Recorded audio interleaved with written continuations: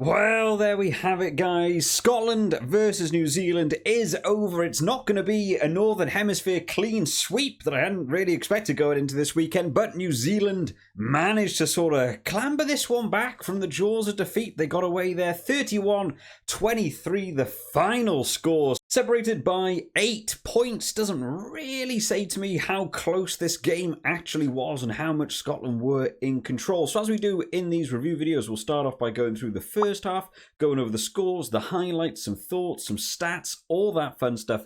And then afterwards, we'll move on and see how we got to that full-time score with New Zealand being able to take it. If you enjoy this style of video, remember to like and subscribe to the channel because there's going to be a bunch more going on as the Autumn Nations carries on. So, starting off in the first half then, it looked like this was going to be a real long day for Scotland. The opening 10 minutes just all New Zealand doing New Zealand things. New Zealand getting a penalty in the second minute of the game. Hogg not supporting his body weight. New Zealand chose to go for the corner. I thought this was a big call. I thought maybe they just want to get themselves rolling on the points board.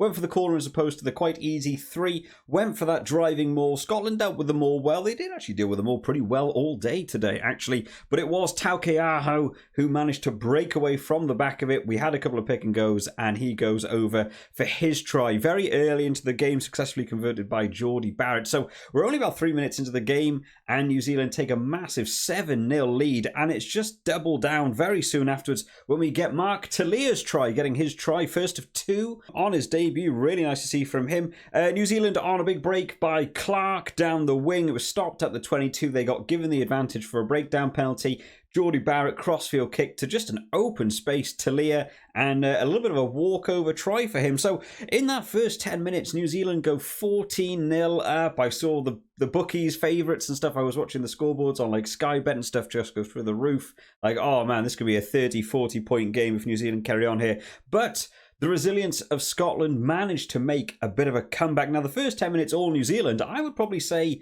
10 minutes till right until the end of the half was all Scotland. And it really began straight after that Talia try. Scotland went back on the offensive. They knew they needed to try and get back into this game before it begins to slip away very early on. We had a nice little break from Scotland. Bit of aggressive attack going through some phases. We saw a switch back inside. Hogg hits a nice little gap, chips over the top, chasing the ball, doesn't manage to dot it down over the try line, but mainly because of the actions of Anton Linnett-Brown getting in there, giving him a push in the back, stops him having that ability to score. Looking back at it on the TMOs thing, I'm not entirely sure he would have got there, genuinely. I think the ball bounced a bit harsh away from him.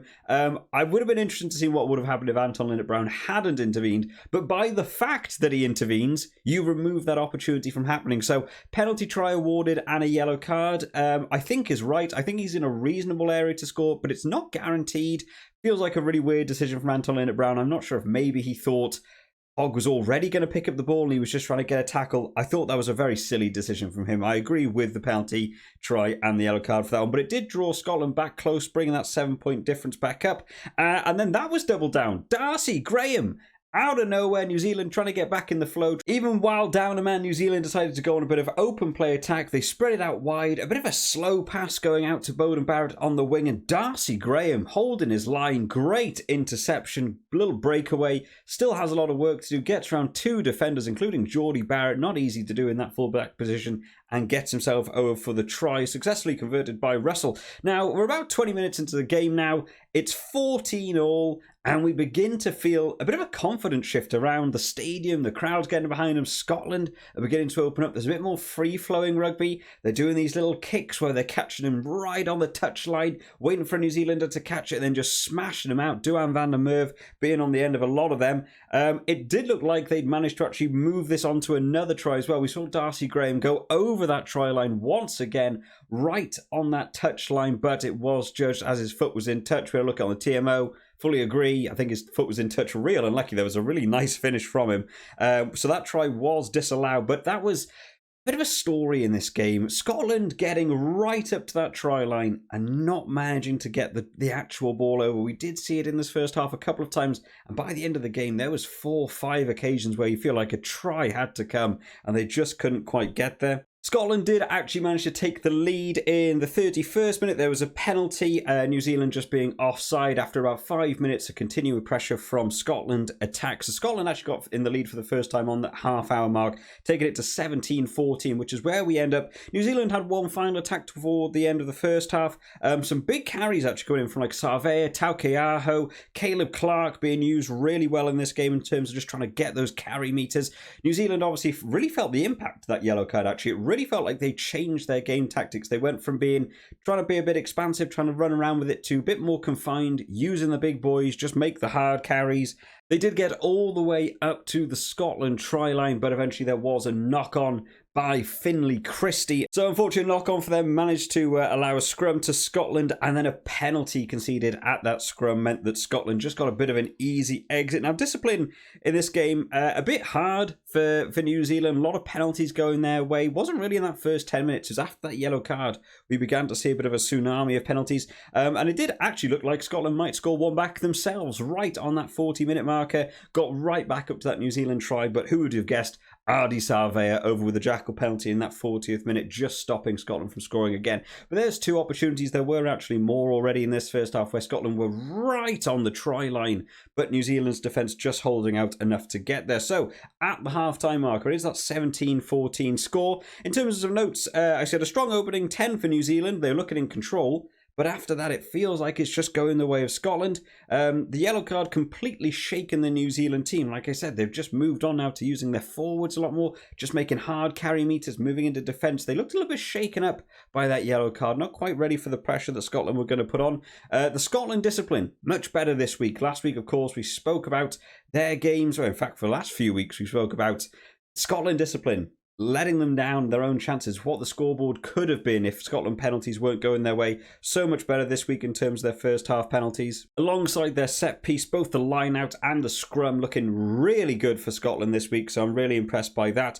Just the number of visits to 22 not being converted into the points was the big worry for me in the Scotland game. By the end, of course, we see the final result.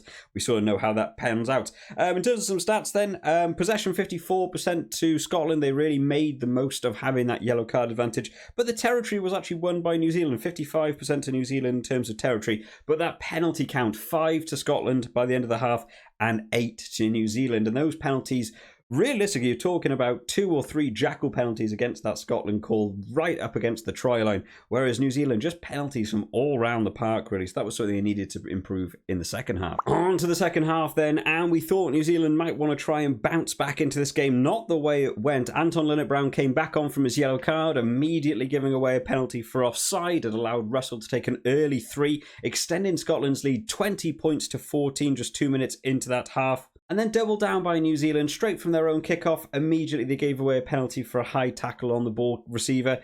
Silly compound penalties, still a thing for New Zealand. I feel like we've spoken about that a lot. Their penalty count's been quite high, and they're all quite silly little penalties that don't need to be happening. I can only imagine, as an All Blacks fan or an All Blacks supporter for a long time, you're probably getting quite annoyed now about the discipline for New Zealand, still being quite poor in quite a few games. Leading up towards the 60th minute then, we did have a couple of penalties exchanged, one from Russell and one from Geordie Barrett, both of which from scrums, both of which from them being unstable, but each other's put in. So maybe the referee hadn't quite gauged what was going on with the scrums, why they weren't quite so even today. For me personally, I actually feel like Scotland actually had the advantage in the scrums for a lot of this game, so it was kind of hard to judge where they were going with that one. Now, towards that 65th marker, New Zealand decided they needed to get back in this game, grab it by the scruff of the neck. New Zealand went on a big attack, making big ground every carry, making big meters. We suddenly saw that Scotland defence switch up a little bit. There was a lot more double tackles involved rather than just leaving one person to do it themselves. And the scramble defence was allowing New Zealand on every carry to just make those extra meters. They got all the way up to the try line where we see the ball suddenly bobble backwards from a New Zealand pass, and it's given as a purposeful knock-on by Jack Dempsey. I'm not entirely sure if that was intentional, but I don't think the thing that helped him was when we saw it on the replay, he literally followed the ball with his eyes as his hand hit it, as he then got engaged in the tackle. So real hard to defend from that point of view. If you keep your eyes on the man and you accidentally clap it, you might just give away a knock on there. But a yellow card, unfortunately, for Jack Dempsey. He was having a good game at that point. Watson did come off quite early, so he played a good amount of minutes up till then. Unfortunately, from the back of that scrum, Scotland held well, but a couple of pick and goes later, we see Scott Barrett go over his tries. Barrett's name on the board. That family's doing pretty well today in terms of the scoreboard. Now, that's really the first sort of phase play leading to scoring we've seen from New Zealand in about 60 minutes in this game, which is quite incredible. It shows how much domination Scotland actually had for portions of this game, but just weren't converting it into points. To put it into perspective, in the 60 to 70th minute, the bounce back that New Zealand had, both territory and possession for New Zealand, 86% apiece. That is enormous considering how the game was swinging towards Scotland and how it swayed back towards New Zealand. And it really looked like from here that New Zealand had got back on their feet. They managed to gel back together. They doubled down again. Another try coming for Talia, getting his second of the game. New Zealand just giving that constant pressure. Scotland still a man down at this point. They're still trying to hold on with that yellow card. New Zealand just using their forwards to draw the Scotland defence in, narrowing them down. And then they spread it out wide for Talia to score in the corner. Barrett did manage to convert that one as well. So that's how we get to our 31-23 final score. Scotland had one final big attack, trying to make the most of it, but there was eventually a jackal penalty. And then after that, New Zealand won another penalty for Scotland being offside, and they just sort of kicked it out. I kind of wish they'd played on. I mean, it's an 8-point game. We've already won. We're into the red time now. I kind of wish they'd gone on to see what would have happened. Could someone have got another try? Could Scotland have maybe pulled one back? I kind of wish that we saw more in games where teams played on if the score result was already, done and dusted. But not the way it went. New Zealand just wanted to kick it off the park and be done with it. So we had that final score. Dalton Papali'i got the man of the match. I think there's a couple of names. I know they tend to pick them from the winning team. I think there's a couple of other names that could have got in there, though. Duran van der Merwe had a really good game in this one. Chris Harris. I really felt like they weren't doing Chris Harris a lot of justice in this game. Chris Harris was everywhere for Scotland in terms of that defensive line, some of the actions he was doing. I don't think I really heard the commentary team mention him at all. I personally might have picked Chris Harris as my man of the match. I thought he was having an exceptional game. In terms of final notes then, Scotland controlling such a massive portion of that game, but just not converting those visits to the try line into actual points was ultimately going to be the downfall for them. And some brilliant resilience from New Zealand to come back. It looked like that game had completely slipped away from them after such a positive start. It looked like they were tumbling down the hill, but they did manage to come back. In terms of those visits to the 22 then, they had 8 visits to the 22 each. And as you can see, New Zealand have come away with 4 tries. Scotland have come away with 1. And a penalty try, and Scotland had easily 3, 4, 5 more opportunities for that extra score, for those extra tries, and just couldn't find that final couple of percent to get over the line. Final possession territory stats, 46 and 43 for Scotland, 54% possession, 57 territory for New Zealand. Number of penalties. Now that penalty count we spoke about in the first half, how much New Zealand weren't really playing it well. By the end of it, 12 penalties to Scotland, 11 to New Zealand. So that penalty count completely flipped on its head as well towards the end of that game. But the line-out's working pretty well for both teams. 14 from 15 for Scotland, 11 from 12 for New Zealand, 3 from 4 in scrums, and 5 from 5 for New Zealand in their scrum. So set piece, really good all over the park. That was one of the battles I was really looking forward to seeing. But ultimately, you've got to get points when you get towards that 5-meter line. So, guys, what did you think of the game? Make sure you do drop it down in the comment section. There are match reports for a lot of the games that went on this weekend on the channel, so feel free to go check them out after this one if you want to. Of course, we'll be doing the World Rankings video on Monday, so make sure you are subscribed so you know when that video goes live. And, of course, we'll be doing this all again next week for some more awesome rugby. I hope you've all enjoyed today, guys. I will see you all next time. Bye-bye.